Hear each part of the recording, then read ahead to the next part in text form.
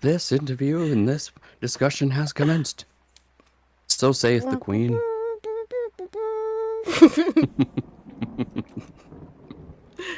Hello, everyone. I am Dodge the Grave, and today I am sitting with Horror on the Rocks. Good morning. Yes, good morning, good morning. So, I normally interview narrators who have 1K subscribers or more because I feel like they have more experience with being a YouTuber of that genre, of course.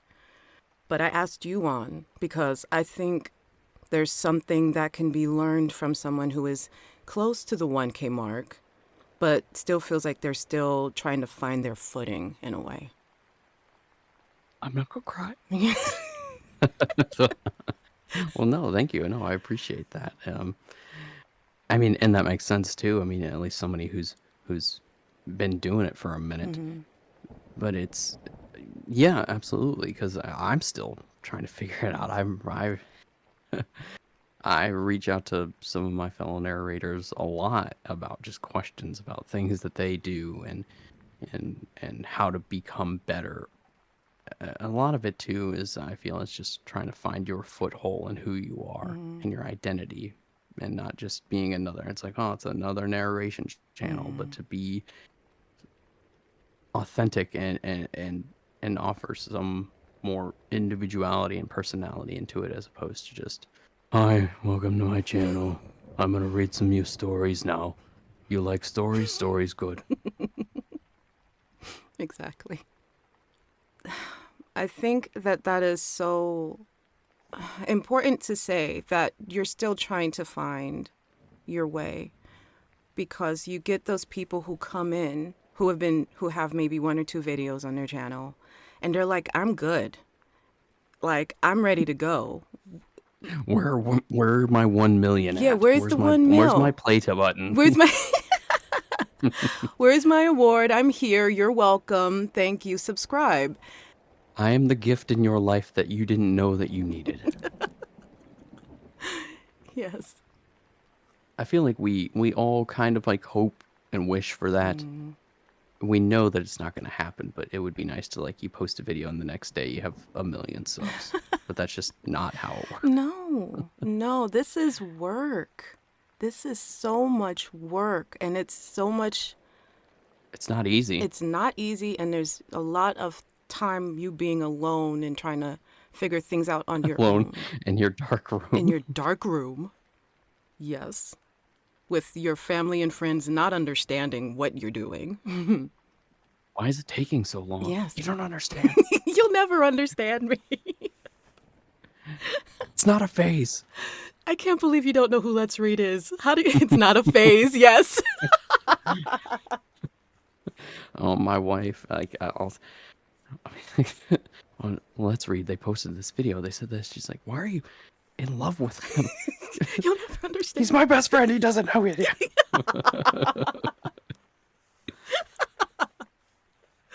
Oh my god, he responded to my Twitter. He liked my Twitter. Oh, yeah. He's following me. I wonder if, like, even people that are, like, bigger or higher up, if they get like that with certain people as well. Yeah. Like, does that ever go away? Like, No. if you have, like, let's read, he just get 1 million subs. But, or like Lazy Masquerade, if somebody, like, ats them or follows them, if they still get giddy. I wonder. I I feel like that doesn't go away because Mm. you still have those creators who do something better than you. They're amazing at audio or they're amazing at narrations, and so Mm. when they follow you or anything, you're just like, oh my god, that's amazing. That's how They I know think. who I They am, huh? know You almost turned into like a high schooler. me. Like, Yes. do you think they like me? Yeah. Yes.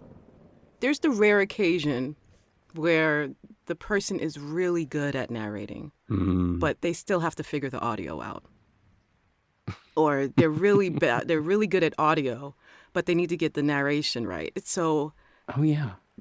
if I was just like, you know what, do this for a year. And if you're still around, let me see. If you're still around after a year, you got thicker skin, you got a better mic, you got the noise reduction thing figured out, you're not filtering your audio to death, and you're responding to comments. Let me see if you can hang in there for a year, and then we'll see. Oh yeah, I mean, absolutely. I mean, it's even like when I'm still, a baby channel, but I think when I had maybe like 200 subs, like I started reaching out to people like almost immediately, like that, shooting my shot. And but Papa Scare was probably the one who gave me the best advice, similar to what you're talking about when he told me no. But he wasn't malicious about it at all. He just said, hey, you need to figure out like who you are first, Yeah. because if I bring you on and people like you, they're going to expect that standard right away, and you're going to change as you grow. Or if people don't like you, that's it, because the YouTube community is unforgiving, which is so weird. I'm not like that, but it's almost just people are very unforgiving. Oh, if I don't like you about doing this thing that I like, but I don't like how you did it this one time, I'm out. Yeah. So it just wouldn't be beneficial to you to go on a bigger channel and Hmm. put that voice forward, because then, yeah, that's just shooting yourself in the foot. Yeah, everyone is tries to figure out their YouTube voice. Like some of my earlier videos, my wife calls it the Batman voice, where it's very. Let me tell you a story Yeah. about the guy.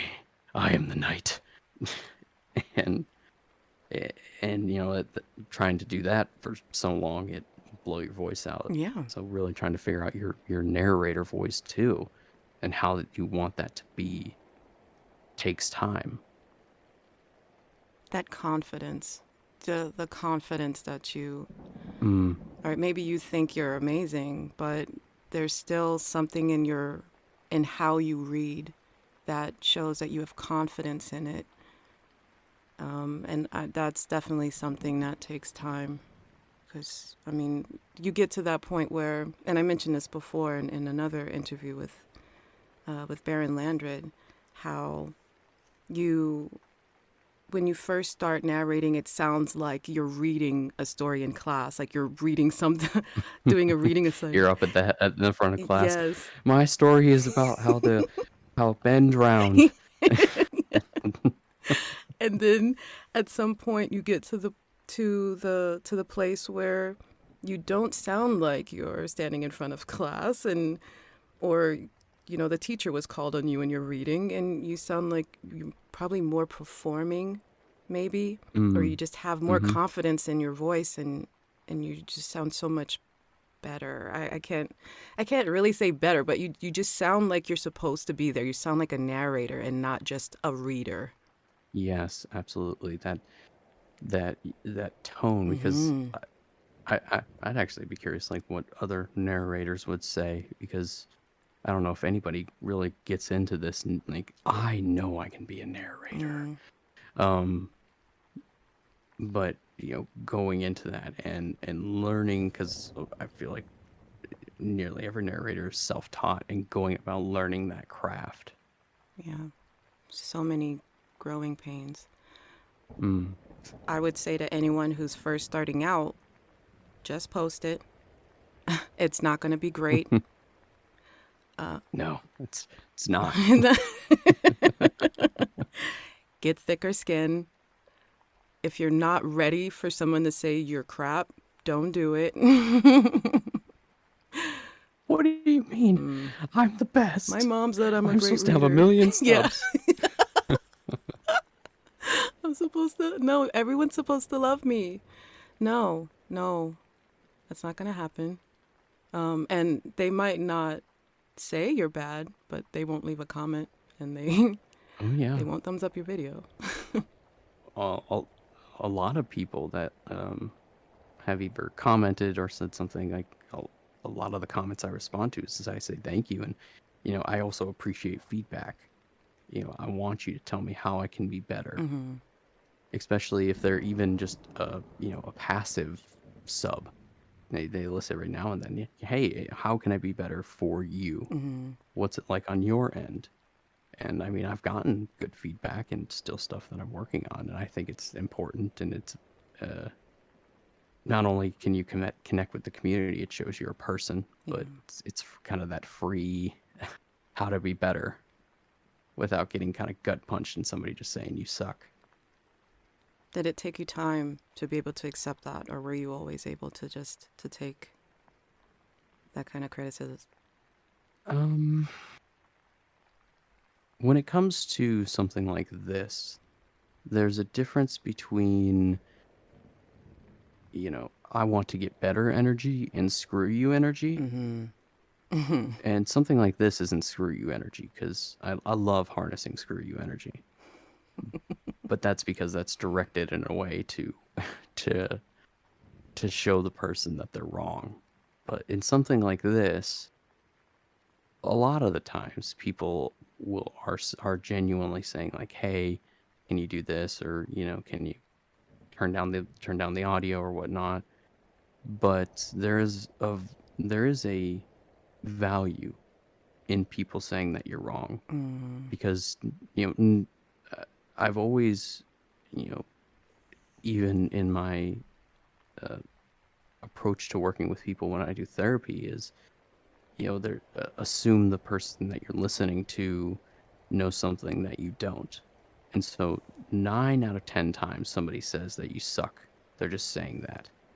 But every now and then if somebody says you suck and they say why you suck, but you just dismiss it because it's a hateful comment, but they say something in there that could be important, but we dismiss it because it's just another hate comment. But maybe they say something that is true that you're otherwise not getting from other people or your fans that you can take away and utilize. All feedback could be turned into positive. Yeah, Mm. it's that every now and then there can be something in there that you're not being told that maybe you didn't even know, but could be useful. Mm. Um, I think I would also tell new narrators that if you're not prepared to do this for 5 years or so before you get 1K, like Mhm. your expectations are way too high. Like you, You have to be a anomaly mm, to be able to have your narrations down, have them be something that people want, have your editing down, whatever it is that you're doing, and be entertaining mm, to be able to get even some semblance of a following. Because I mean, as we talked about even earlier too, when you start up, you expect the subs to be kind of rolling in a way, even if you're not as bold. But there's a little part of you that's like, well, I should at least be getting like 10 a day or whatnot, or yeah, my I mm-mm, should have X amount of views, and then you post a video or you do a premiere and no one's there, yeah, no one shows, and that chat is empty, and mm, you can get disheartened. But that's the thing is, it's not, maybe not necessarily you, it's just you haven't been found yet and you have to wait to be found. But if you wait to be found before you get good, then you're never going to be found. priceless. That's priceless. This has been Deep Conversations with Dodge the Grave. Because there's a benefit to being small Hmm. in that you Yes. get to make those mistakes without worrying about losing 1,000 subscribers. You you can make mistakes, you can improve, you can, this is your research time to look at what the other people are doing that have a lot more subs than you and for you to fine tune it. Hmm. I ran across one channel where they posted their first video, and I think it's like their first video, but they made a short out of it. Mm. and the background music is too loud. You Mm, can't hear what they're saying in the narration for most of it. yes. And so I was like, I let her know. I was like, okay, well, this, are you able to lower the background music because so that we can hear what you're saying in your narration? And she knew that that was an issue. She knew that the background music was too loud. She still left it on her channel. I think, personally, I think since she had, I would say she was still in the single digits, maybe, Mm, that she could let that go. Because yes. most likely, once you get bigger, you're going to private that anyway. Yeah, that's the struggle. If you post a video like something like that, Mm, and that was going to be my question, but from what I'm gathering, you pretty much answered it. Was did the video have views? Did it have likes? That sort of thing. And if it had any semblance of that, that's hard to let go. it is, yeah. But then again, if you're so small, does it even really matter? Mm. If you're so Would you? small, go ahead. Go Yeah. ahead. Yeah, no, I was just gonna say that if you're so small, it doesn't matter because yes, that one video might have views and likes, but what if that one video gains traction and people come across it and they're like, oh, background vid, it's a little too loud. I'm not, skip, swipe left. I would say to let it go. Yeah, Because that's the first impression. That was the only video I believe on their channel. So I would say to let it go because that's a bad first impression. But like also at what point do you at what point do you leave it there? Because you're still not going to be good on the second, third, fourth, fifth video. yeah, that's unless you have a catalog of other videos, but even then, I mean, as we said too, the people can be very unforgiving. Like the rest of your videos might be good, Yeah. but that's the only one that they click on. Yep. Exactly. I had to let one narration go because I didn't know about the whole getting authorization thing. But it was a very popular video, and I still had to let it go because I was like, yeah, no, I'm not going to be that person to post narrations without the author's consent. It's tough, even like figuring out kind of the world of authorization, what you can do, what you can't do. Like Mm, even some of my shorts that I've utilized, I use clips from a movie or from a trailer that's coming out, and I'm fully expecting and prepared for those to get copyright striked or whatnot. And if that happens, that's fine. But I always at least do my best to and do my due diligence to say like, hey, this is where it's from. mm. But if you don't even have common courtesy to do that, then it give credit where credit is due. That is a tightrope you were on. The tightest of ropes. Floss. Anyways, I'm gonna start reading whole books and not asking authors. So Dude, I read the first two, maybe three. I'm gonna say the first chapter. I think I read the first chapter of Stephen King's It. hmm, Copyright strike from Stephen how King. soon It was from Stephen King? I mean, well, Well, yeah, but yeah. huh, It was years after I posted it, and I was still interesting. under 1K. And I was like, it's just the first chapter. It's not a big deal. Nope, don't mess Yeah, around. because I had heard this Lovecraft story the other day, and I was like, oh, that one would be really cool to do. But I'm like, I mean, it's really old. If it's yeah, past that mark, it might be okay. And I've is seen it. there a mark? Like, is there a time that you can? I was I was interviewing someone yesterday. They were like, if it's after 100 years, you can like pass the copyright date, then you can utilize it. So But find the copyright date. Interesting. we're trying. Interesting. But do your due diligence. Like, Yes. Yes. find out for yourself. I'm not going to get your channel shut down. That's not going to be a me. Yeah, this is not an endorsement to just go buck wild. No, it is not. Buck Wilders are not allowed. Because it will be hunting season. Dude, just mess up, get the wrong Reddit link on your description. Oh, well, that's the thing too, is you have to be careful with, like, I don't put direct links anymore just because YouTube doesn't like that. It's very unfortunate because they deserve to be seen. Yeah, I mean they put in the work. It's like, yeah, it's a very symbiotic relationship, but at least they could at least let a link be posted to who it is and not have run the risk of your channel getting flagged for it. It's not my fault that Reddit labels it as whatever. Yeah. People should, and especially if you label your channel as not safe for kids, adults should be able to make that decision and not demonize the YouTube channel for putting a link to that. Yeah. Thank you to all the Reddit authors who allow us to read their work.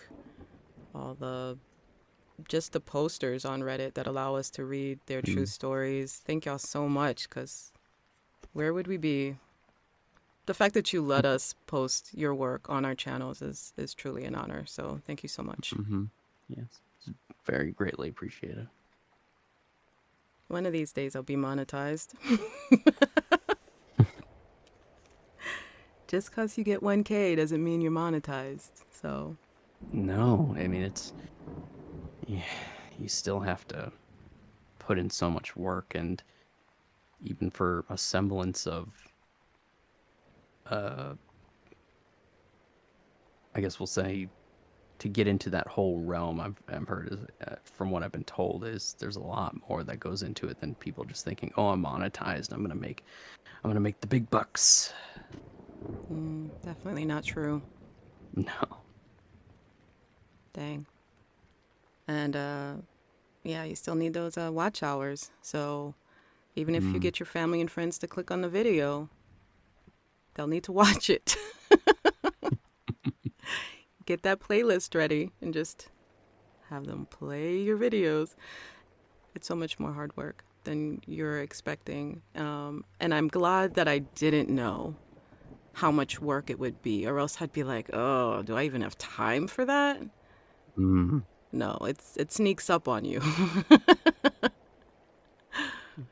Well, especially too, like I don't know if maybe like even some of the bigger narrators are like that, but it is very difficult to narrate and not mess up, to just have a good flow, because you spend so much more time, I feel, at least in my experience, I spend so much more time editing than I do actually doing the narrating itself.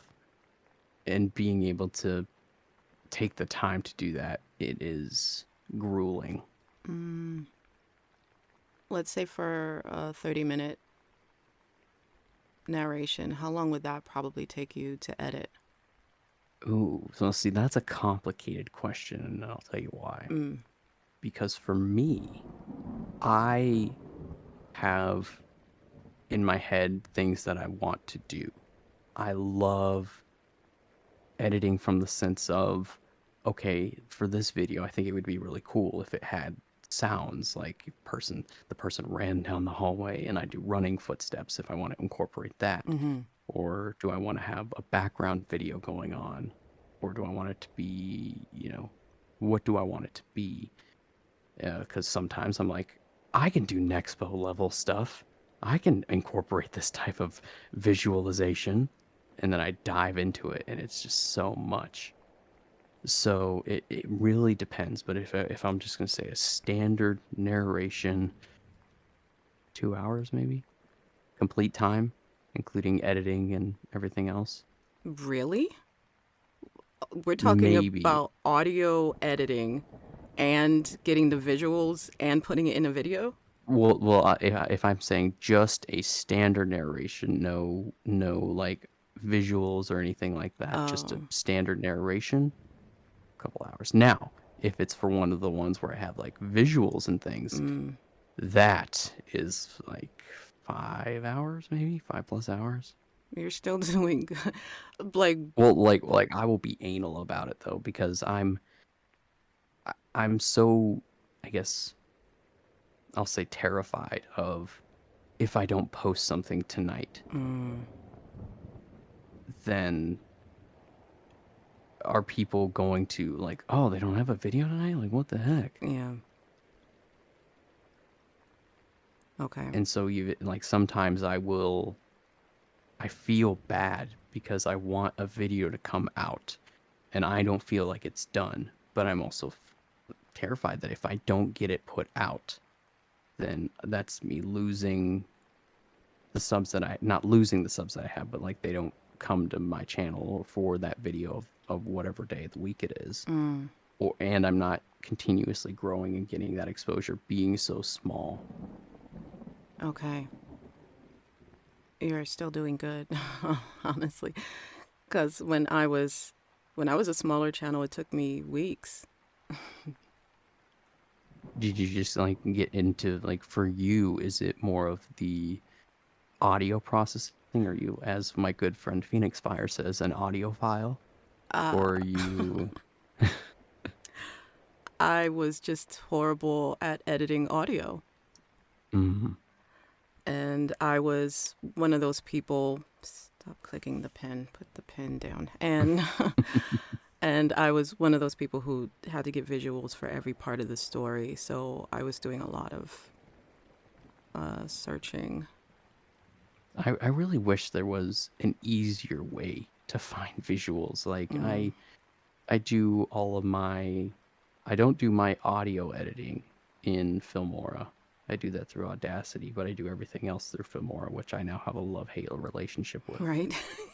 Um, but uh, they have I don't know if you use Filmora or not, I but started out using Wondershare Filmora for audio, and then I moved over to Audacity. yeah.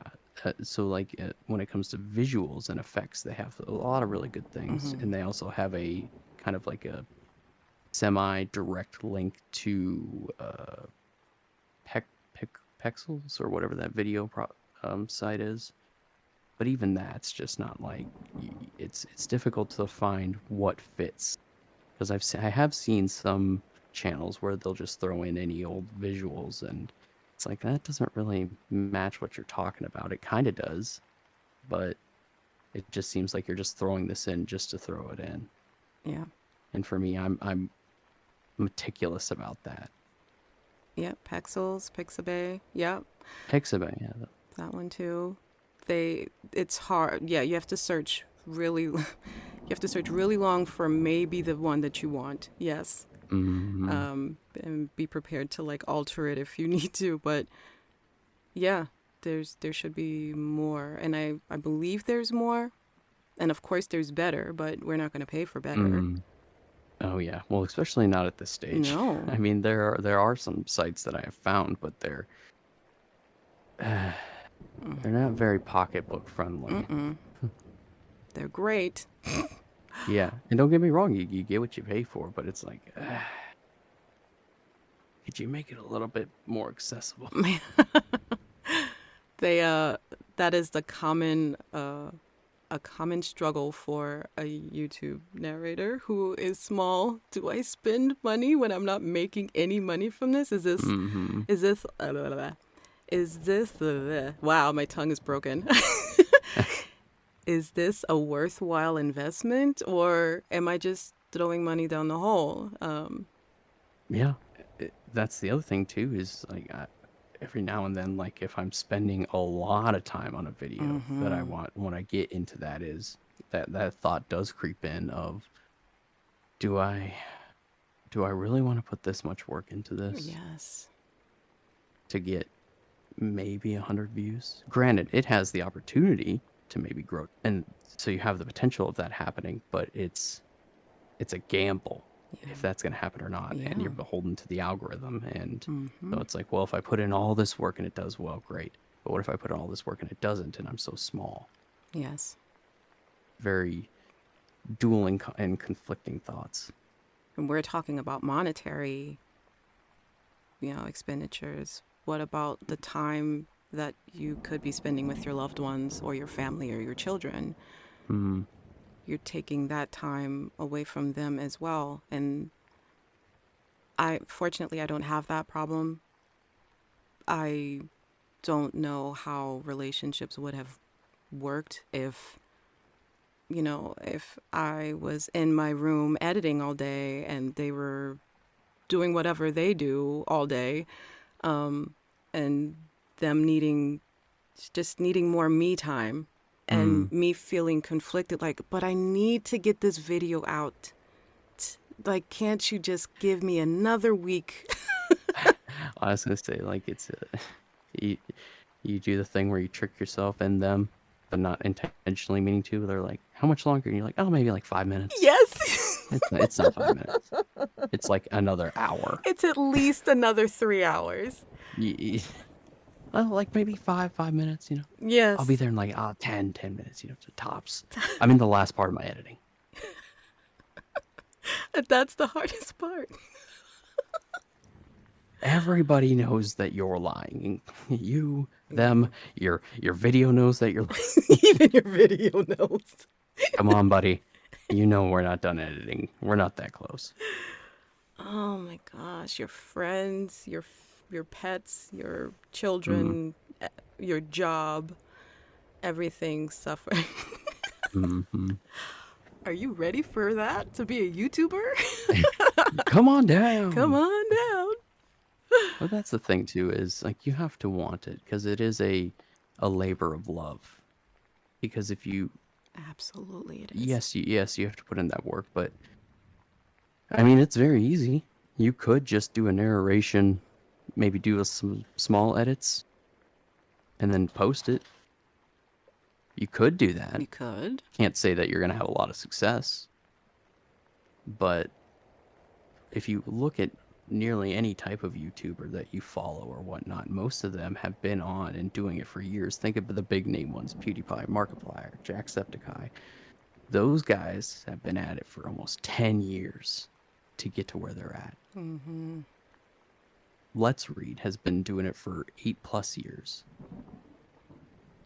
Lazy Masquerade, I'm pretty sure he's been on for just as long, if not longer. Dak, I don't mean to be a downer. I'm just.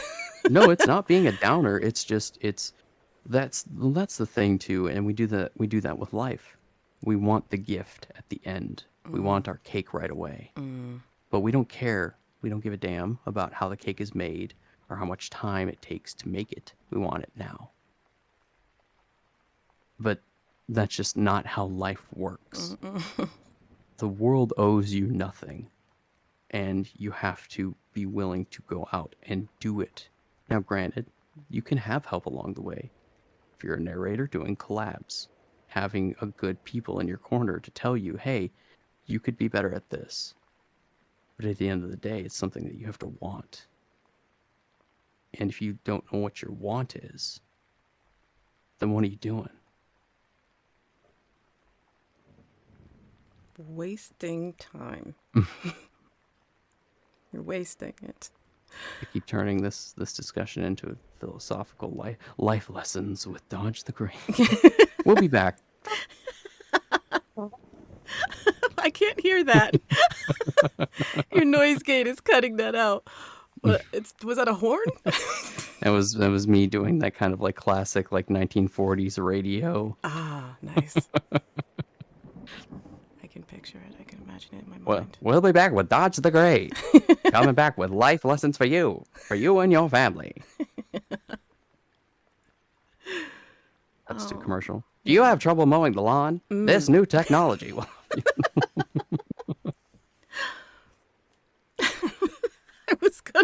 I was gonna continue, and it was gonna go just sideways real quick. Okay. See, this is growth. Me stopping myself before the mental vomit. Well, I mean, you can always edit it out. But you would have heard it, and I can't edit that out of your brain. That's true. But then, hey, that would have been a moment for us to Oh, cherish forever. oh, I'm sorry. No, it's I fine. deprived you It's of okay. that. You just took it away. It's fine. It's fine. So I guess we're not friends. That's fine. Why? Dude, I love that after I interview someone, I feel like I've made a friend or at least someone who I would be totally up for collabing with in the future. Just, you know, Yeah. I Well, you love have them. to too, because it's you have to make connections within this. Mm, I mean, it's yeah, sure you can do it on your own, but there are a lot of really awesome people within the narration community. Don't get me wrong. I've been told that there are not so great people. of Thankfully, course. knock on wood, I haven't met any of them yet. But there are a lot of great people. I mean, even when I first started, I was fully expecting everyone within the community, I guess we'll say, to be no, I don't want to collab. I don't want you're taking viewers from me. And but it was refreshingly it was just refreshing, I guess, to meet a community online and have Mm. them not be toxic and have them be very actually welcoming and people like to talk and to just I guess be supportive too. I mean, even just a simple, a like or a retweet and people doing that and collaborations, things like that. Well, that's just a smart way to think. This collab, so Mm-hmm. it benefits everyone. Yeah. But like I said, I was just expecting it like people to just be self-centered about it because it is Mm, you are a quote unquote content creator mm. and it could be a brutal world. I'm nodding my head yes. Yes, yes, yes. Mm-hmm. Now you're doing the third. Yes. Mm-hmm. Mm-hmm. Tell me more about that. Oh man. And that's what you do on the regs. That is what I do during the day. Yes, I have people tell me the worst aspects of their lives, and I try to help alleviate those things. And it's a very rewarding kind of job, we'll say, to to help people shed that unnecessary weight. Mm. Because a lot of times it's a weight that we don't even know that we're carrying. Or if we do know that we're carrying, but how do I get rid of it? Even if on paper you might understand how to get rid of it, or you know why it is that you are the way that you are, but you go to do the things that the internet tells you to 5 steps to get rid of anxiety. Yeah. Have you tried breathing? You should drink some water. you know, Drink more I'm water. breathing and drinking water, but it's still there. And now I'm choking. Yeah, exactly. Don't do it at the same time. But the internet told me that this would work. Yeah. But to guide somebody into doing that is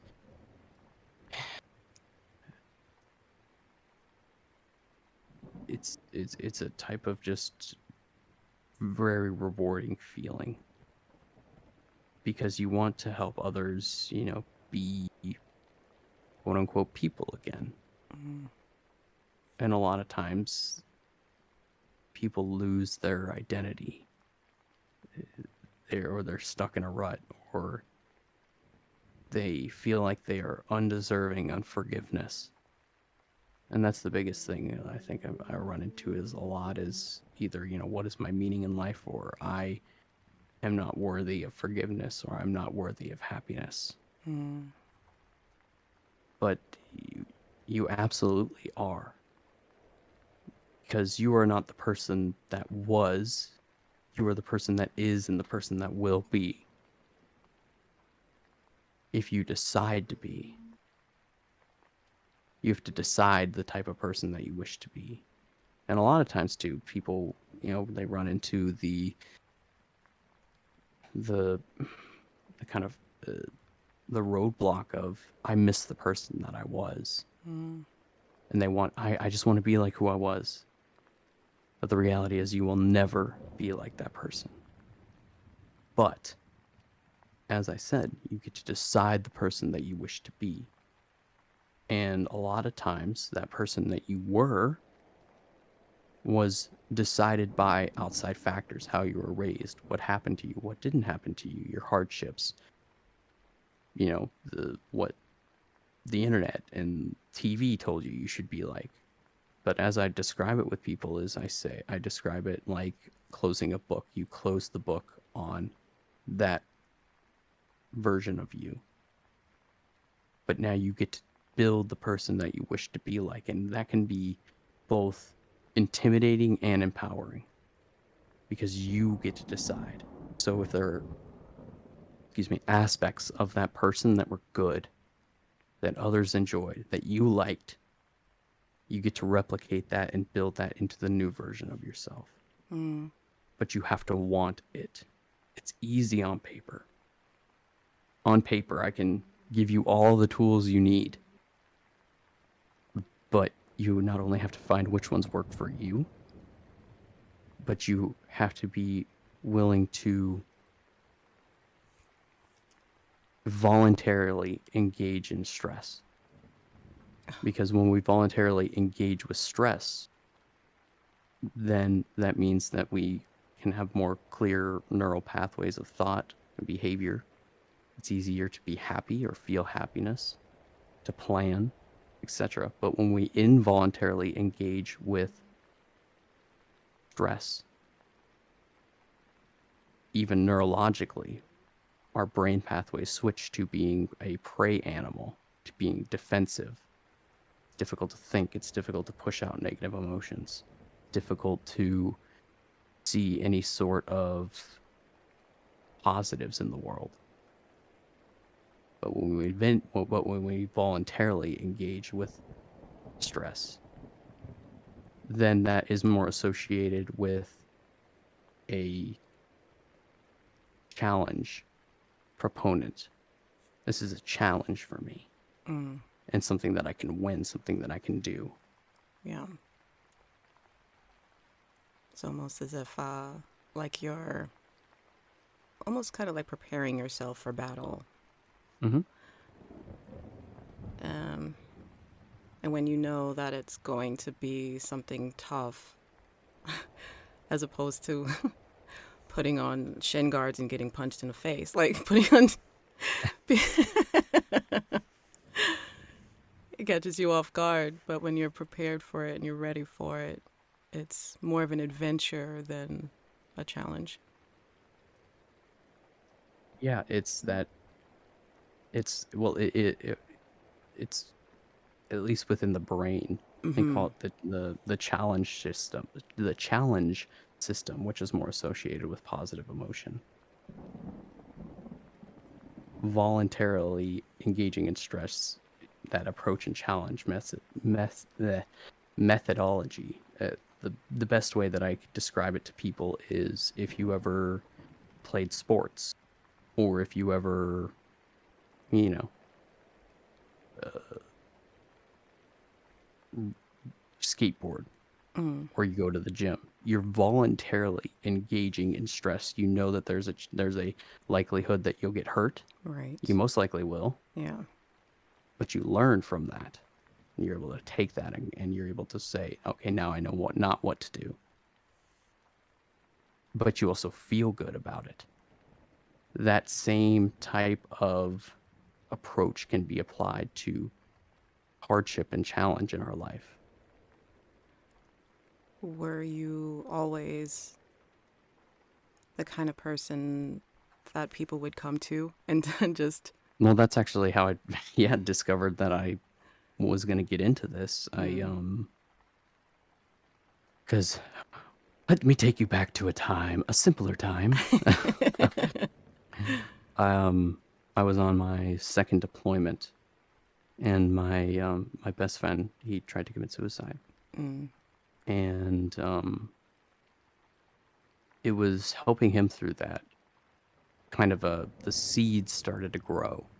I noticed that people would come and talk to me for whatever reason. I don't know if it's just because I'm, not vertically gifted, or so I'm not as intimidating, Mm. or just easier to talk to, whatever it might be. But a lot of people come and talk to me, and I feel like I give them a good listening ear and sound advice. But after I got out of the military, my cousin, who was also in the military, he did commit suicide, and Mm. so it was at his funeral where the light bulb lit, and because I knew that this was a problem, particularly within the military, and I didn't want families to go through this, and I didn't want those that were suffering to make that decision. So what can I do to help? Because I didn't know what I wanted to do with life. Mm. I was still trying to figure out, like, what is my meaning in life? What do I want to do? And if you would have told me when I was 21, hey, you're going to get into the field of psychology, you're going to like to learn, you're going to want to go to school for this, I would have like, you sure you're talking about me? Mm. But and that's why I love logotherapy, because it's worked personally for me. But having been a therapist now for a couple quite a couple years now, and utilizing this methodology with people, it works, and it gives you that solid foundation, because a lot of times what we are chasing is happiness, and happiness is a emotion, a very fleeting emotion. It could be very easily taken away. Mm. But when tragedy happens in your life, if you have meaning, it's a lot easier to make it through that. The example that I always give is, say you have a family and a hurricane comes through and destroys your home. Everything you worked for is gone. Everything you bought, all of your memories, everything is gone. But you still have your family, and they're unharmed. And your family is your meaning. That is something that cannot be taken away from the sense of, this is my meaning in life. Mm. And it allows you to build from that, have a solid foundation. And then you get to feel genuine happiness when it does come along. That is a very difficult, that's a very difficult job you have, because when, of course, when the hurricane or the tornado comes and it takes the family and not the house, Mm. and you have someone who is just like, how is there meaning in that? Like, how can you say that? Yeah. Like, how do you say there's meaning behind that? That's tough. I know a lot of people had to go through that after, the last few years. Like, Mm. how can you explain to me that losing someone is better for me? And that's always that's usually when you're just, your hands are in the air. Like, I don't Mm. know. Yeah. How the hell am I supposed to find meaning when I had terrible and awful things happen to me in my childhood? Mm-hmm. How am I supposed to find meaning in that? Mm-hmm. My my partner left me in divorce. My kids won't talk to me. Right. How am I supposed to find meaning in that? Mm-hmm. Well, we can. Depends on your want. That's huge, isn't it? You have to Waiting want to for find the it. comments for I'm waiting for the comments for Oh. for this interview to be like, hey, I came here to listen to some narrators just discuss. I didn't come here to feel. How dare you? Oh. Well, I surprise, didn't come here to surprise. feel. Yeah. Surprise, surprise. How dare you make me feel? Yeah. How dare you? Uh, I mean, did you really have expectations for this interview, listener? Or were you just looking for background noise? Are you at home cleaning right now? Are you? If you are, We're speaking to you. Are you mowing your lawn right now? On a long distance trip? Yeah. Oh my God, they're in the house. Yeah. That color looks amazing on you. You should wear it more. Yes. Yes.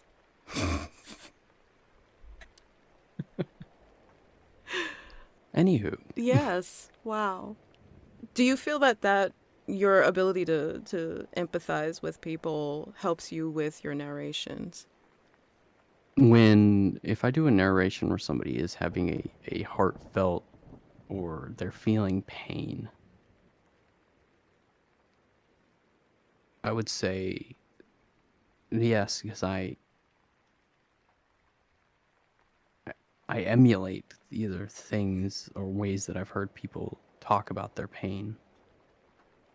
Because I don't want to call it an impression by any means, Mm. but I mean, I've always loved doing impressions.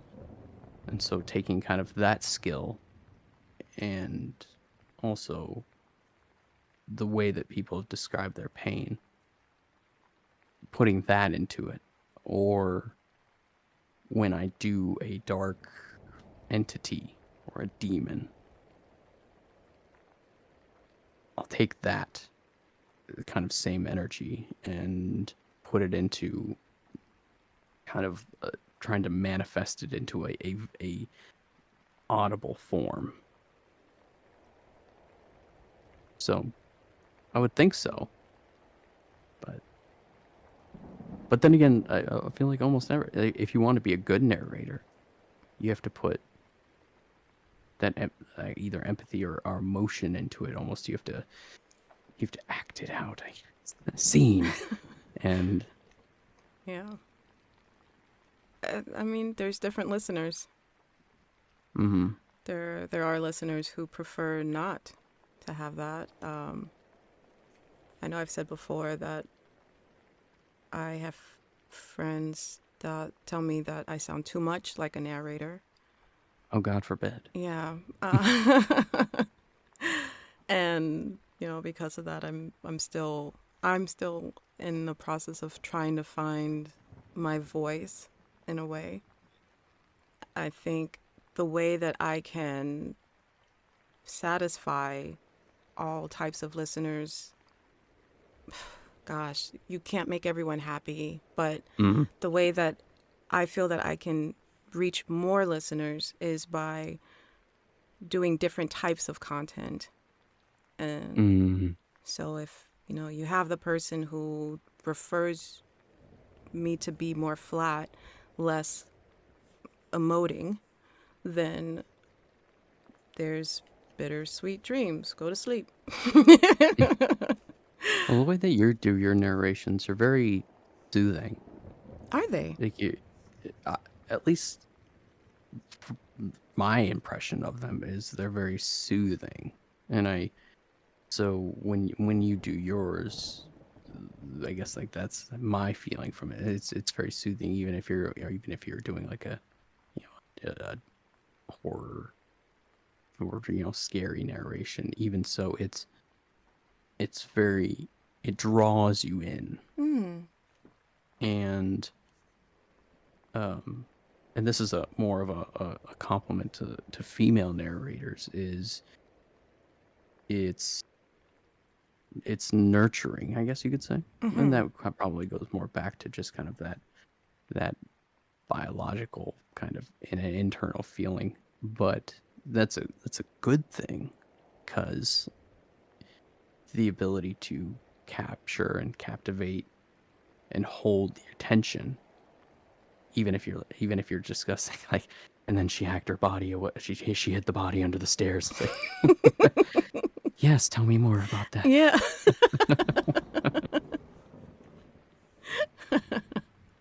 Yes. Thank you for saying that. Mm-hmm. I've heard that. That soothing.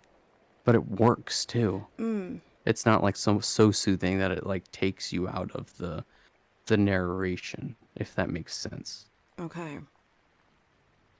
Yeah. My retention says otherwise. Hmm.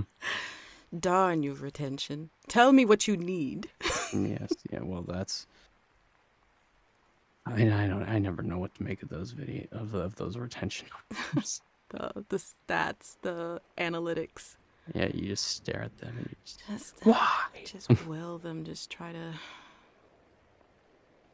mind power, force them to go Mm-hmm. higher.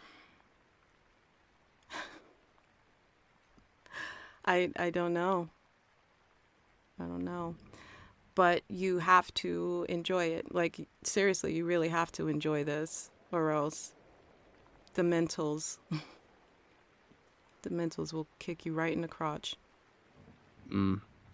Yes. Okay. Well, as we said to you, it truly is a labor of love. Mm-hmm. Those comments where they're like, "You're doing great. Keep up the good work. You're my favorite narrator." Please keep Oh. sending those. They get me through the burnout. They get me through the, those times where I'm just like, I could sleep for another 2 hours. Mm. I Yeah. could be going outside, but I am going to do this narration. They are. Yeah. Just every now and then for people to say like, "Oh, I just found your channel, subbed," or I like this. It's nice Yeah. to know that you're doing something right at least. Yeah. Tell me what you like. What do you like? Yeah. Tell me what you don't like, too, please. Mm. For the love Mm-hmm. of pickle juice. I need to know. Yeah. I mean, there's been times where I've completely changed kind of what I thought the type of like subgenre I was gonna do because I saw somebody say like, "Oh, I like these kind of stories." I'm like, "Okay, yeah." Like actually, my recent one from one of my subs that yeah, they're really good one. They comment on a lot of my stuff, and they said that they liked ocean stuff or whatnot. So I was like, yeah, why not? Yeah. Ocean stuff is terrifying. I listened to that one. Difficult to find stories, I will say that. Of a specific topic, yes. Well, especially that one because I was expecting like a plethora of just, but so many of them because I didn't want, and I don't know how you are with uh, certain subgenres, we'll say, Mm. but I don't. But then again, it's also very difficult. I try to find ones that people haven't heard, and of course, you're going to have that anyway. And then if you get the comment like, "Heard this story before," it's like, Mm-hmm. I bet you have. Yeah. Story's 10 years old. Wow, yeah. Um, but uh, ex- especially for that one, a lot of them were just kind of the same thing. It's out at sea, blah blah blah. But so like in that one too, I try to do some of this too. One is intermix factual things that have happened. Mm. Interesting. So like that, like in that one, I talk about some Marines that have gone missing that they weren't able to find, and then also people's kind of like personal accounts of what they experienced. Cool. Yeah. That's content. That's TV. That works. Yeah. Why not? Mm. I've never tried to hunt out or hunt down a specific topic. I just read stories. So when you're deciding, like, how do you go about deciding, like, I guess your theme of the week, or for videos, or do you just kind of compile stories? Just compile stories. Okay. Yep. And if at some point I've read a certain amount of stories that are the same topic, hauntings, relationships, blah blah blah, then I put in a compilation. But I'm just looking for stories. Maybe if there's a character in the story that I really want Mm-hmm. to play out, I'll go for that. If there's maybe something they're talking about that I think is interesting, then I go with that. Something I haven't heard before, maybe a twist I haven't heard before, or in a Yeah. long time. Yeah, I go for that. Usually I start with authors that I'm familiar with, Mm-hmm. and I just read everything they have. If anything stands out and I like it, I read it. Um, like they're usually authors that are just like, just read whatever you want and send Mm. me the link. So I start with them, and once I'm through there, then I go to the stories that I haven't read before, because it's all about time. It takes so much time to read through all the stories. So, Although sometimes it's a blessing and a curse. Like they'll come out with a series, but the oh, series is like super series. long. Yes. You might get a lot of views on the first one, but the second one and the third Mm. one, it's just gonna drop. Yeah. And like because I did one on the Half Price Voodoo store, Mm-hmm. and that one actually stemmed from Lighthouse Horror because he was the first one to do it in Okay. his voice, and I loved his interpretation to King Creole, and I felt like I was able to kind of in, mock that in a way Mm. of that Travis, and that's how he did it. Like he's like, Travis, my boy, and so I was like, okay, well, I'll reach out to him, see if I can do that. But then, um, I finished with that part of the series. But then they have like several other parts to that Half Price Voodoo store, and even the Somber Rehab Center is a subsect of that one. Mm. And so it's like I love this one, but it's almost like you get burnt out too on just doing that because Yeah. you want to complete it. But it's like if this is all I'm doing, then are people not only going to stick around, but do I want to do that? Right. Exactly. Man, I still want to be a voice actress. Mm. But I go ahead. no, I was just gonna say I don't even know how people get into that. I'm I fall into it by mistake. It's just like they do casting calls on Twitter, Mm-hmm. and they show links to like the scripts and the characters they want filled, and so you try out and you send your audio in. So that's how I got into it. Um, oh, I was saying, right. I still want to be a voice actress, but I I think maybe doing audiobooks is not where I want to go. Mm. I would love to do that, but at the same time,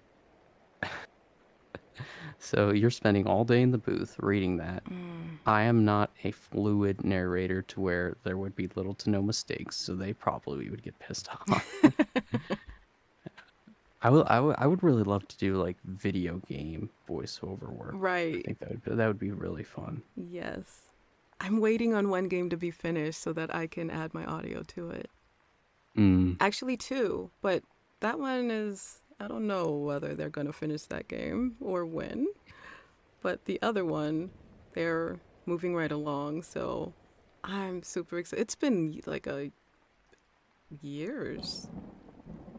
Like they got the voice actors before the game was done, so I've been waiting for a Which while. game was this? It's for the Neverglades. Mm.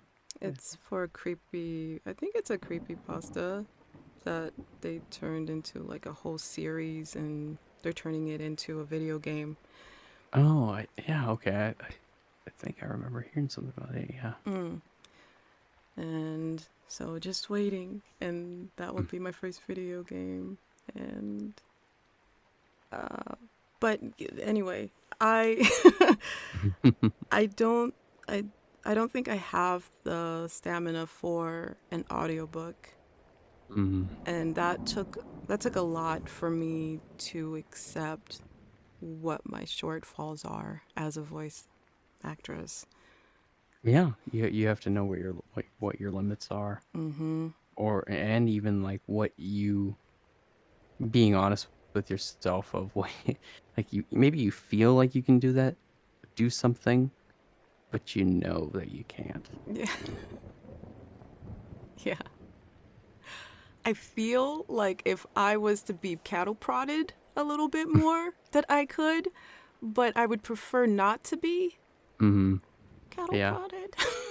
it'd be nice. Read for me. Re- Read.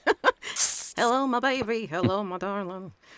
Yeah. Um, but that took a lot. I was given the opportunity to try out for an audiobook, and I was just like, Mm.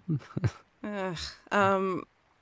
The story was interesting. I was really interested in the story, but then there were a lot of different characters in it, Mm. and I maybe know four different voices that like my four go to, and they were like, yeah, but there's like nine. Mm. And I think if I was just, I don't know, man, my coach was amazing. They really put in the effort and to sit with me and try to get me to where I needed to be, but mentally I was just blocked for some reason. You say coach? Yeah, the person that introduced me to the story, they're another horror Mm. narrator, Oh. and they do audiobooks like for life. Like that's their job. And they were like, "You would be good for this. You should try this out." And so they were trying to help me get to the point where I can submit Mm. a tryout or a sample for it. And I had to be a cop. I had to be from the south, or maybe no, like the Like from northeast. Jersey? Like you talk, or from the northy? So you're talking from the like how far in the north? Right. Like they were country. I in my head reading the text, I thought they were from the south. Like they were Mm. Texas bumpkin. Oh, okay. Yeah, yeah. Talking like yeah. Uh-huh. Yeah. Like get your food and let's get out. Let's go. Like I Yeah, thought come on, Cletus. Cleta, yeah. We ain't waiting all day for you now. Yeah. County fair's gonna close. And I'll Right. be damned if I miss my cream corn again this year. Cream corn. And I was just like, okay, but they weren't. It's just the Oh, writing that made him sound yes. like that. Yes.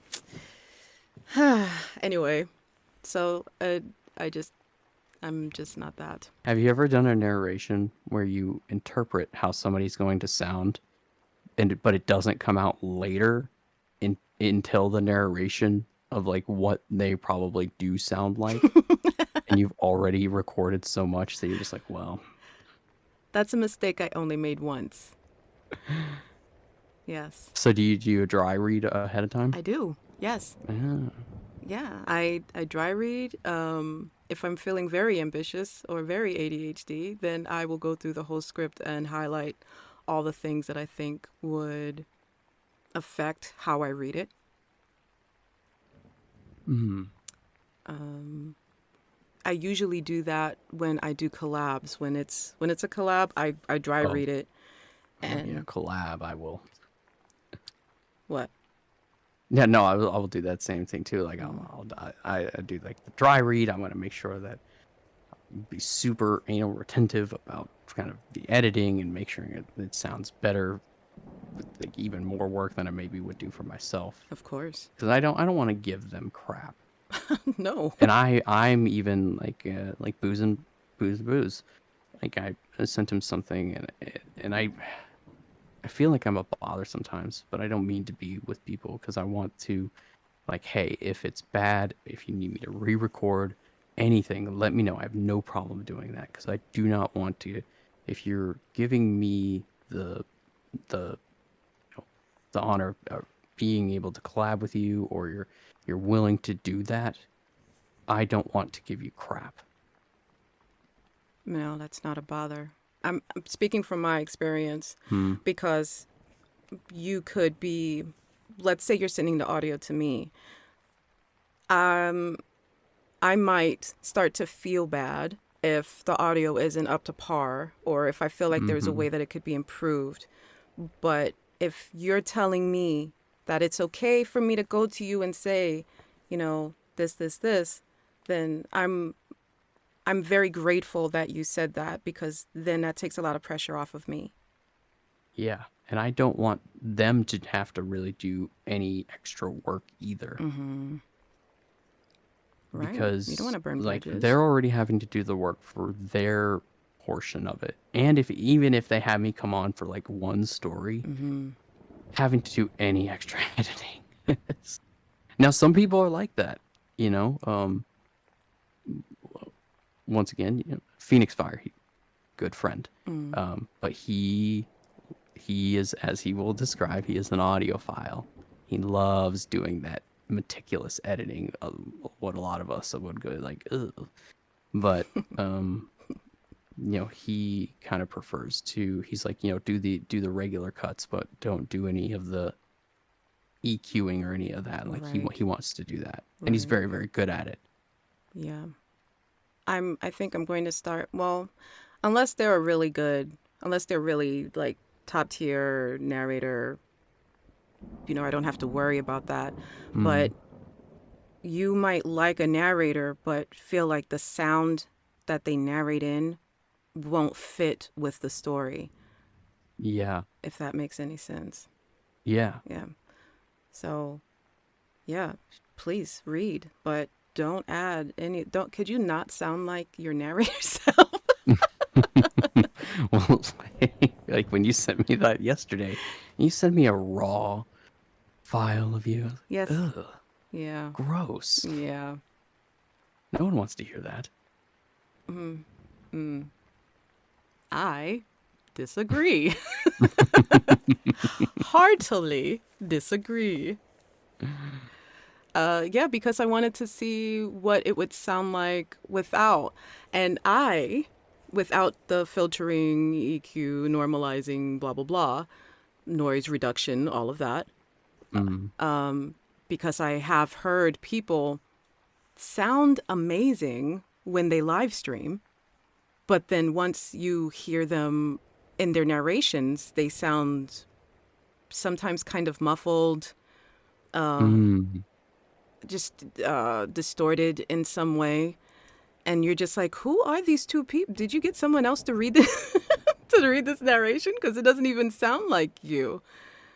So, Yeah, I mean that's been a problem that I've run into with some of my videos where um y- I'm I'm trying to probably maybe fix something that I hear, and then you over edit and you mm-hmm, sound muddy. mm-hmm, And um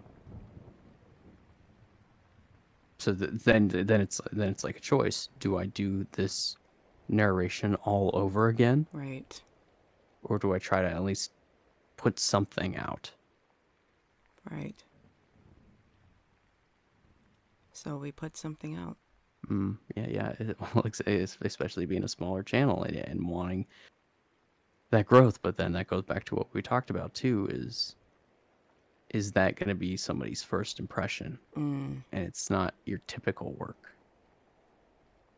But So when I have an interviewee come onto my channel, I listen to their stuff, and I don't just listen to their first narration. I don't just listen to their most recent one. I listen to, I spread it out a bit mm, because I don't, consistency is an issue for new narrators. mm-hmm, And it was an issue for me. Well, I could probably say it's still an issue for me. I did a how to. I did maybe like 10 videos of ways to improve your audio. And even those, when you listen to each one of those, it sounds different. mm, Still using the same mic as I have since 10 years ago, but still the sound quality, it changes so much over the course of that time because you're still trying to figure things out. mm-hmm, I moved a lot, so at some point I was in the bedroom, and now I'm in a closet. So adjusting that has been trial and error as well. But it's not an easy fix. And I when new people ask me, okay, you say I need a better mic. You say I need a new mic. What kind of mic should I get? I can't Oof. answer that question. There's so many different factors into it. And even after you get that new mic, you still have work to do. Oh yeah, like I'm wanting to upgrade to a Shure, but Mm. then you need to get Is that a that soundboard or what? the sound whatever the thing is Yeah. that it feeds Wow. into. Uh, Words are not brain. Come on now, brain. yeah. Now my turn. Yeah. Brain, come on. It is contagious. Um yeah, it's even then like you still have to figure out how to use it and your gains and all of that. So, Your noise gates, your noise reduction, all of mm, that. Your knowing to stop recording when you're when there's drag racing or lawnmowers and oh airplanes. yeah. Or, somebody does something in the house like where my location is right above the garage. Sometimes my wife will come home and the garage door like it's just, Yeah. will you stop? Park outside.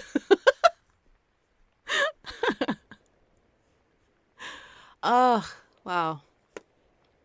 So many tangents. Mm. I'm going to get to the submitted questions. Oh, there's submission questions. Yes. I Excellent. typically get questions from the same person. But I am not complaining. Dude. Your thumbnails are on point, dude. Seriously. That is one thing I take a lot of pride in is my thumbnails because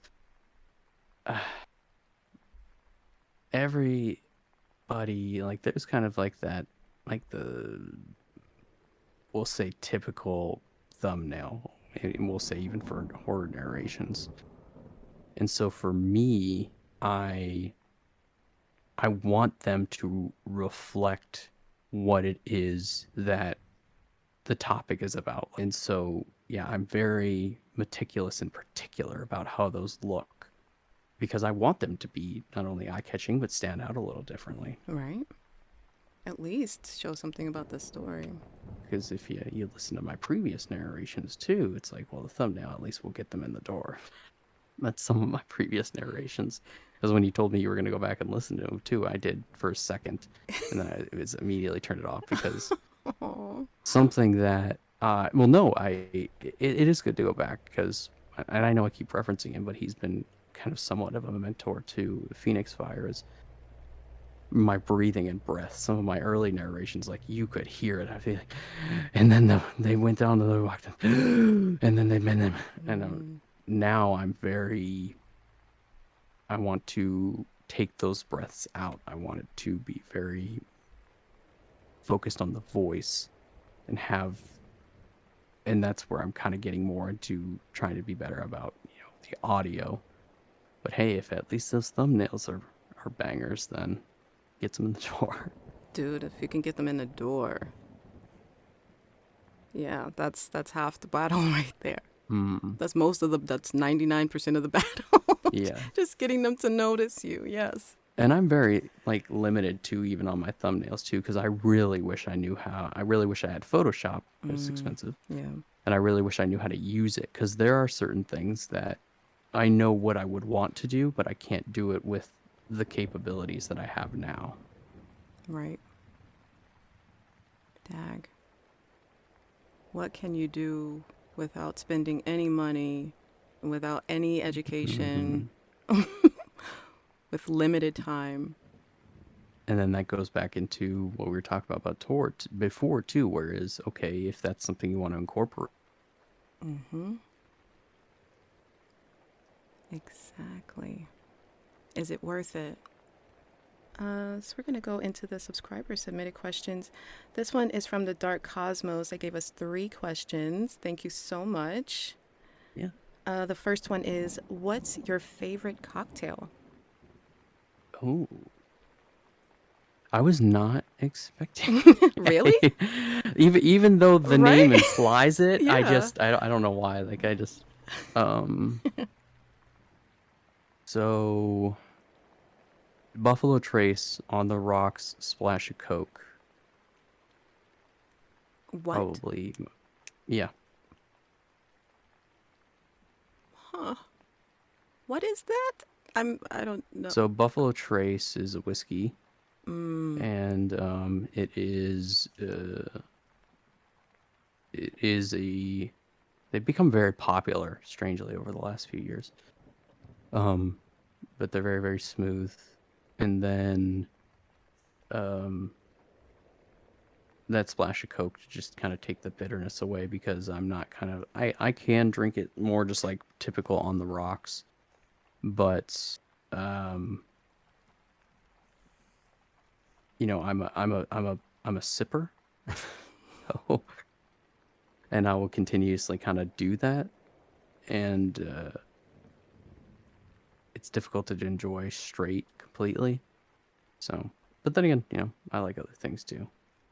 Wine, but it's got to be sweet. I don't like dry wines. Tastes mm, like butter to me. mm. Interesting. Huh. Question number 2. If you had to choose one food to eat for the rest of your life, what would it be? Probably steak. Mm, My heart says mac and cheese because I'm a mac and cheese connoisseur. But then I feel like steak would be, if I had to eat that the rest of my life, then it would at least, it would be so, because I'm thinking way too deep about it, but it's like that's something that could be eaten the rest of your life. Yeah, yeah. Steak, final answer. final answer. Mm. Macaroni and cheese can be so amazing, though. Like Oh if you get yeah, really creative. I'm a snob when it comes to mac and Oh, cheese. like you put like 6 different cheeses in. I will, well, no, not like that, but I more from like the sense of like when I go to a place, I want to like if it's baked or not, like what did they not necessarily what did they put in it, but I could tell it's almost like did they put love into this? Hmm. Okay. Hey, you can tell if somebody didn't put love into mac and cheese. Of course. It's dry and it feels like sad. It tastes like sadness. Okay. And now, your final question. Mm. There is an alien invasion. Mm. Would you rather join the extraterrestrials or fight for humanity? See, that's too broad of a question because what are they invading for? What are they like? Right. You know, Yeah. are they trying to like exterminate all of humanity? Are they trying to like live amongst us? So, like, yeah, I would need more context to that. So then let's put it into different varieties of aliens. They're trying to destroy Earth or they're trying to fix Earth. Well, either way, it seems like we're screwed. Yeah, either way. Um, well, if they're trying to obviously destroy, you would do what you could for survival, and then if they're trying to fix, you would hope that if that were to be something that would happen, obviously it would become something like a norm. Like you go outside for the paper, you look to your left, and you yell, you wave to Jeb down the street. You look to your right, and you wave to Zeep Zap Zorb, and you guys coming over for poker later? Yeah, man, I'll be there. Meet me, I'll see you.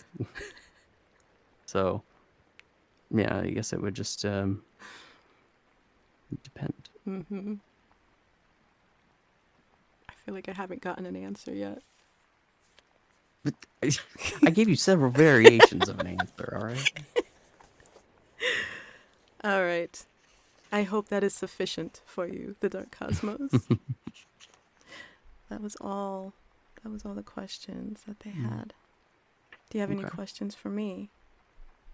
Having heard some of my videos from the very beginning and until now, Mm, what improvements have you seen and what are ways that I could improve? I love it. I love it.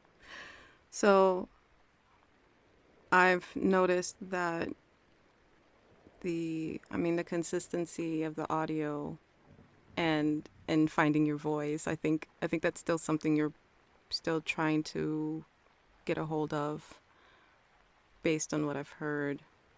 Um, the one thing that kind of stood out was the audio quality. That it would Mm-hmm. get muffled and then it would the next video it'll be clear or so. So that is the one thing that I would say that needs to be improved on. But your your narrations themselves are good, and I enjoy listening to them. When you have a voice, I'm not sure which voice is the best voice for you yet. It still switches a bit. Do you agree? Yeah, no, absolutely. I'm not. I should have went silent for a minute just Hmm. to like draw it out. Be like, For dramatic purposes.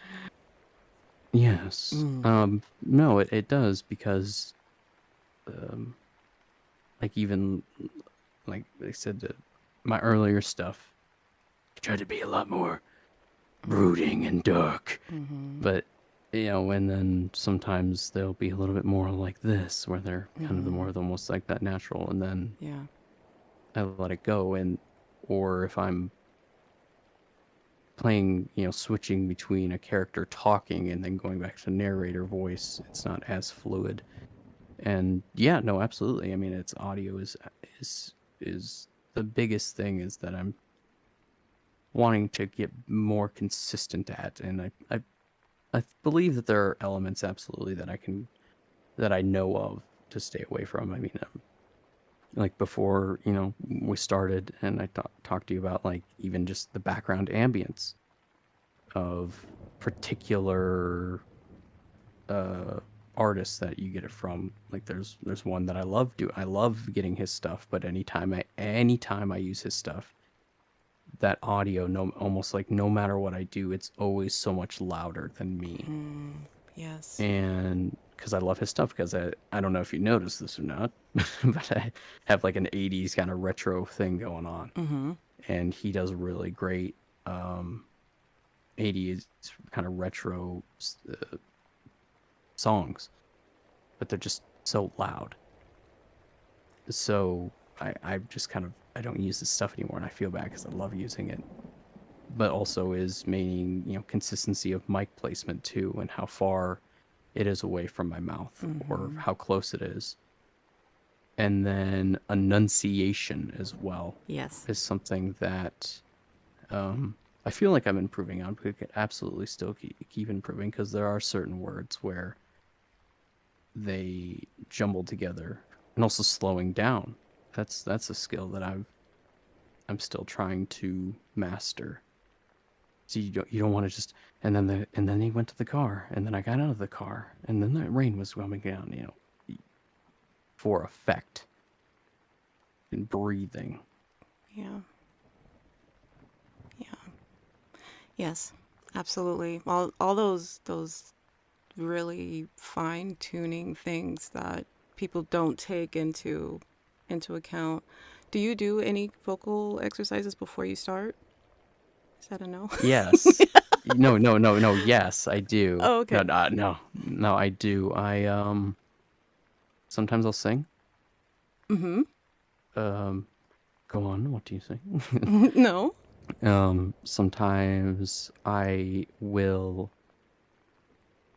like almost yell, like Mm-hmm. not like that, but just like kind of raise my voice. That way I'm not as squeaky or cackly. Mm-hmm. Yeah, that's typically what I will do, and then I'll try to like, and then I'll just kind of get into it. And for me too, a big issue, and I don't know if maybe you have this issue, Mm. is that initial start of the narration voice, whatever the emotion is that you're trying to portray, and then just going. That initial start sometimes can be very difficult. At that point, I've done the vocal exercises, I've done the enunciation exercises, I've read the story, I've sat with it for a little bit, and I'm ready to go. What is your favorite type of genre stories to do? I don't I don't particularly go for true Hmm. stories, which is probably gonna which is probably my downfall. I think if I read more true stories, people would be into that. Um, but it's too draining for me emotionally sometimes to do them. Um, I I go for whatever genre has the most interesting character or topic. That's why I have a writer's channel, an ASMR channel, and a horror channel. So it doesn't matter to me. It's about the content. Are there types of stories that you won't do? I would say, like, I used to say that I couldn't do pedophile stories, Mm. but then I ran across a story where it was flipped on its head and it was written in a way that wasn't so wasn't so off-putting. Mm. It Yeah. had like it had hints of being off-putting, but it wasn't in your face. Yeah. And it made the villain in it the victim. And I was like, I love this story and it was super fun to do. I didn't put it on my channel, I put it on my podcast because I didn't think that YouTube would accept it or that Mm. Yeah. the listeners would be okay with it. So I put it on the podcast instead, and it was edited by Never Sleep. And I'm sorry, the writer. I'm sorry, the writer. I'm blanking on the name, and I'm so sorry. You're amazing. Don't think you're not amazing. I just have too many writers in my head. Was written. I'll leave a link to it in the description or whatever. But yeah, and so I can't say what I won't read. It depends on how it's written. Mm. No, I think that's a good approach. Because I know, like, there are like some narrators too, like, and rightfully so. There are certain like ones that are like, I don't narrate stuff about whatever about X, whatever it Mm-hmm. is. Mm-hmm. But for me, I'm kind of in this. I'm in the same boat with you. Whereas I want to. Well, what is the context of that topic, whatever it might be? That might Mm-hmm. be, you know, scandalous, Yes. because it could be a good story. But once again, too, you're like you are correct too. It's, YouTube might not like the story, Mm-hmm. or whatnot, and it goes about, and it all depends on how you go about it too. Yep. Yep. I'm actually in the process of, and this is a sneak peek for those that listen. I am not a writer by any means, um, but I put a lot of work into a story that I am writing. I'm actually trying to find somebody to help me write the end, because I need it to be crafted in a way that will be YouTube friendly, Mm-hmm. Mm-hmm. but like on the border. But the basic premise of it is, man goes into a bar and the bartender is a succubus, Okay. and he there's elements of his soul and his life and his desires, but that one might be a little too spicy. Who knows, for um, people's pleasure. Mm. So But it's something that if it's done in a good way, people, I hope people would appreciate that. I mean, even think of like the No Sleep podcast, which would be earlier when we were talking about like things that we'd like to do. I would love to be on the No Sleep podcast. Right. They've even done some stories where it's like, ooh, that one seems a little spicy for you guys, but you enjoy it. You're like, okay, that was good. So, yeah. Dag. Missing out on so many good stories because of the YouTubes. Oh, YouTubes. Oh, What YouTubes. what do you want from me? As I shake an angry fist to the skies. Yes. I'm curious what you were like in high school. Oh gosh. So the person that I am has been crafted over many years. I know earlier I talked about like crafting your identity. Because I had no confidence. I acne and didn't know how to dress, Right. and but I loved making people laugh, which is where I honed my craft into doing impressions and things like that. But it was still very, very awkward. And then so that was like and I was very much like an amoeba. Like my freshman and part of my sophomore year, I was part of the emo kids, and I feel like every well-rounded person goes through an emo phase. Right. Some of us are still there. Yeah, some have never left. Yes. Yeah, yeah. What do you mean? What do you mean a Like when phase? My Chemical Romance said that they were touring again, it's like, where is my studded belt? Where is my wallet chain? Yeah, we're trip pants. Yes. Oh man, remember those? Yes. Yeah. So Where's my black eyeliner? yes. Oh my gosh. Time to tease my hair and do that whole. But yeah, and then after that, it was kind of just like an interesting like middle phase where I just kind of floated between people, and then I got into the military, and in the military it was kind of like very first time on my own, and I got into, and this pains me to say, I was in my affliction phase. And so, buckle bedazzled jeans and Oh, yes. yeah, affliction shirts. Yes. I didn't wear tap out shirts though. I had standards. Right. I had a boundary. Yeah, listen, it was, yeah. So like, and if you remember the 2010s, like 2015 V-necks were a thing for Yes. guys. So. Uh-huh. Yep. So I didn't do the deep V, Oh, but right. still V-necks and puka no, the shell necklaces. The puka shell necklace. Yes, Yes. I found mine the other day, like in a No. random box. I was like, wow.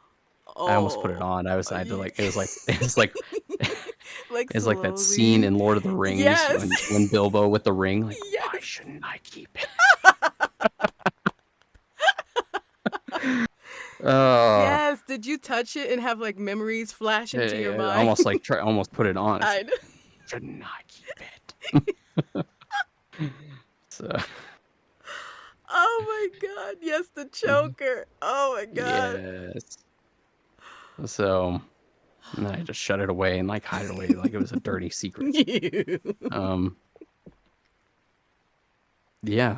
And then I owe a lot of who I am now to my best friend. So my best friend, it's very interesting, like when people see him. So I have tattoos, I have sleeves of my best friend everywhere.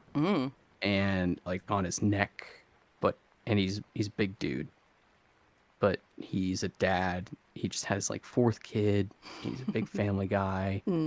And so we met after I got out of the active duty and I went into the reserves. and he was like the first person to approach me and like hang out, and we were gonna go out one time, and like he came over and I was like getting ready, and he pulled out one of my shirts, and they were, I don't know if you remember this from the 2010s too, but kind of mesh shirts were a thing for guys. Kind of. Are you talking about like Like nothing underneath? not necessarily mesh, but like very thin fabric shirts. Hmm. I remember the shirt I, because it was from Buckle. so they're sort of Anyway, like burnout type shirts. almost, yeah. Okay. What about it? He like pulled it from like a drawer, and he's like, "What is this?" It's a shirt. It's like, you're not dressing like this anymore. The And if fashion because police. I had forgotten all the things. If you remember, I said too, guys, like, I learned how to dress from Saks, but that was, I Right. learned how to dress like businessy and suits and things and pants, and I still was hard charged, like, because that was when skinny jeans. Well, all emos kids remember, like, we were wearing skinny jeans since before, Right. and Mm. but that was when they started to really come into for guys, and I was still very hard charged, like, no, absolutely not. It's always a boot cut or nothing, and and so yeah, like, and then that's when I started to get into like how guys should dress, like casual wear and things that look, and finding once again your color that looks good on you, and then just kind of like developing kind of like the the person I wanted to be, and, and so started like, you know I knew I was done growing vertically, so I was like, well, I can grow horizontally. At least started going taking care of myself a little bit more, and but still had the awkwardness of like hairstyles. I carried over the faux hawk for probably far too long, and I have a tattoo from the 2010s that I absolutely regret. Oh, Big old tribal piece. of course. Of course, the tribal. Yes, as is tradition. Yes. You are a 2010 Yes, billboard. yes. So I used to work in law enforcement for a minute, and then I decided after about a year or so, it's like, I don't want that life anymore. But I feel like a lot of military dudes, when they get out, they're like, well, I don't know what to do with life, so I'm gonna become this. Yeah. Um, but I got one of the best kind of like backhanded compliments I've ever gotten in my life, and something I'll probably never forget. Mm. he, this dude said to me, he said, "You stand so tall for such a short guy." Hmm. Thank, thank you, Thank you. thank you. Yeah. So That's yeah, not, it's thank like I said, it's, you. and I hope that people listen to this, like, they don't think like, he brings it up a lot. Like, no, it's part of like something that I joke about myself with. Mm. Nice. That's good. What what about you? Like, what did when like did you? Because I talk about this with people too. Like, it's so interesting thinking about the transition from the person you were from like even 18 to 25. What Mm. for you, like, going from like high school, and you said like, yeah, you went to college for a little bit. Like, did you change much, or did you stay the same? Huh. Um, no. No. Mm. Dag, that's a complicated question. In high school, I moved around a lot. Yeah. So I've just always been kind of introverted, shockingly. And I guess that explains why I'm in my closet, um, and feel comfortable there. This I is my home. This is my home. I would rather hang out in my closet than go to a party sometimes. Mm. Uh, and but in high school, in two of the three high schools I was in theater. Hater kid. Theater kid. I was the theater kid. And I hung out with the oddballs. And so now that I'm out, I still kind of hang out with the oddballs. Mm. And I'm still introverted. So I guess I'm pretty much the same.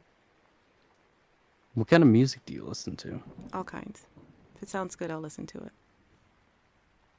Is there like a type of like genre that you kind of more stick to? I stick to R&B usually. Interesting. Yes. Is there any like particularly like favorite artist? Um, I have this one song on like repeat, and I will send it to you once we're done, so I'm not Yeah. distracted. His name is Black, but it's spelled like the number 6 and then lack. Mm. Yeah, I like that song. No, no. We all have our guilty pleasures. I mean, it's. I mean, I don't know if it's guilty.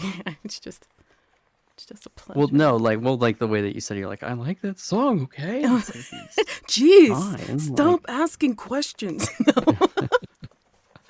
That is not how I feel at all. I love getting questions, and I don't get enough of them. Yes, because it's when I was listening to one of your other interviews too, that was like a question that popped in my head, and I was always kind of like, and for everybody too, it's like, what do you listen to? What do you? What's your genre? Are you like classic emo kid, and you just still listen to those hits from back in the day? I still listen to Yeah. back in the day. I listen to the music my parents listened to. Oh, yeah. Every time I'm like, I like this kind of music, someone will give me their playlist, and I'm like, that's fucking cool. I love that. Yes, add that to my playlist too, please. It's I like hearing new things and getting pushed out of my comfort zone. I'm like I love like 80s hair metal, like the like the 90s grunge, but I love like late 80s, 90s like hip hop. I love the synthesizer, like the gangster rap, Yes. like Easy E and Big L. And then but then, I'm also a sap for like new wave country too, and people will be like, that's not country. I'm like, I get it. Right? I used to be the kind of person be like, no, I'm black. I'm not allowed to listen to country. Yeah. But sometimes you'll get a song. Yeah, you driving home one day. It could and it seems to always happen one of two ways. Either one, it's a great day, sun's shining, song comes on, it's like one of those more upbeat songs, or you're sad. And then there's that tailgate by myself. Yes, I am. So How'd you know? Oh man, yeah, and it's usually by accident. It's always like I was changing stations and I got to a light or something, and so I got yeah, stuck here, and now it's playing a song that's hitting me the right way. hit me right in my feels. Right in the heart organs. Right somewhere there. Well, this is your chance to pitch your channel. Yes. So, what really, if you're a fan of true scary stories or just unexplained mysteries, creepypastas, or no sleep content, just ask consider subscribing to my channel. And I upload kind of 2 or 3 times a week, and sometimes even more. And I also include collaborations with some of your other favorite narrators, including Dodge the Grave soon, maybe. And you could find me, of course, my channel is Horror on the Rocks. We're on Twitter at official_HOTR. And also feel free to submit any and all stories that you may have at officialhorrorontheRocks@gmail.com. Sweet. Well, guys, thank you so much for joining Horror on the Rocks and I for this interview. Y'all have a great rest of your week. I will see y'all soon. Bye, guys. Bye.